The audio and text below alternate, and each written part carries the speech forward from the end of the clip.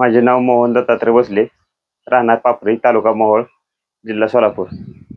ही माझी 3 एकर बाग आहे. या ही सोलापूर भगवानी जात लावलेली आहे.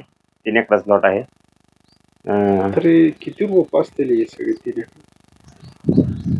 ते 1200-1300 रोप बसलेत ते 3 एकर मध्ये. आणि किती खर्च आला सगळा हे? त्या 3 एकरासाठी 3 लाख रुपये खर्च झालेला आहे आतापर्यंत.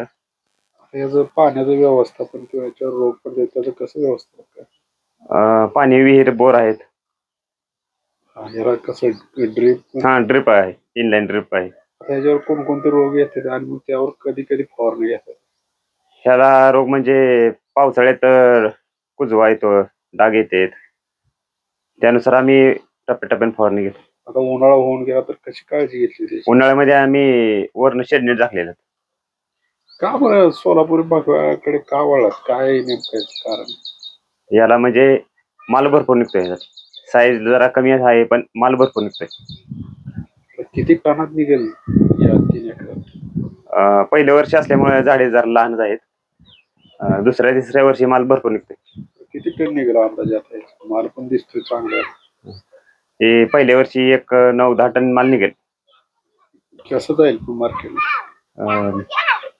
कसं जाईल मार्केट? 80-90 रुपये पर्यंत जाईल.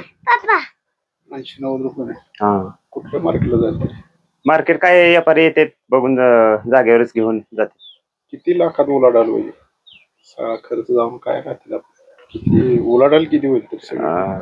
पहिल्या वर्षी असल्यामुळे जरा माल कमीच आहे, त्यामुळं 5-6 लाख रुपये होतील.